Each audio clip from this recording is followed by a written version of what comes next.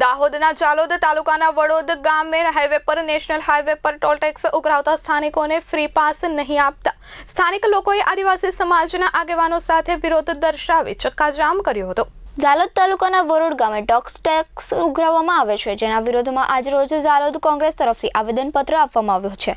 તેના અનુસંધાને highway authority अधिकारी સાથે 15મીના રોજ બેઠક રાખી જે કોઈ આવેદનપત્રમાં રજૂઆત કરવામાં આવી છે અને માંગણીના અનુસંધાને બેઠક રાખવામાં આવી છે। તે બેઠકમાં ચર્ચા થયેલી કે જે કોઈ નિર્ણય લેવામાં આવશે તેના સ્થાનિકો માંગણીનો 20 કિલોમીટર સુધીના રહેવાસીઓને ટોલ ટેક્સ ફ્રી માંગણી છે, પરંતુ ફરીથી ટોલ ટેક્સ ઉઘરાવવામાં આવતા આજ સ્થાનિકો દ્વારા ટોલ ટેક્સ પર રસ્તો જામ કરવામાં આવ્યો હતો તથા વિરોધના પગલે જાલોદના નાયબ મામલતદાર દિલીપભાઈ પાપરિયા ઉપસ્થિત રહ્યા હતા। ચક્કાજામના પગલે ટોલ ટેક્સના પોલીસ છાવણીમાં ફેરવાઈ ગયું હતું અને પોલીસના અને સ્થાનિકો અને કર્મચારીઓ સાથે વાતચીત કરી રસ્તો ખુલ્લો કરવામાં આવ્યો હતો, પરંતુ સ્થાનિક આગેવાનો ચીમકી પણ ઉચ્ચારી હતી કે સ્થાનિક લોકોને લીંબડી જાલોદના લોકોને ટોલ ટેક્સમાંથી મુક્તિ આપવામાં નહીં આવે તો ઉગ્ર આંદોલન કરીશું।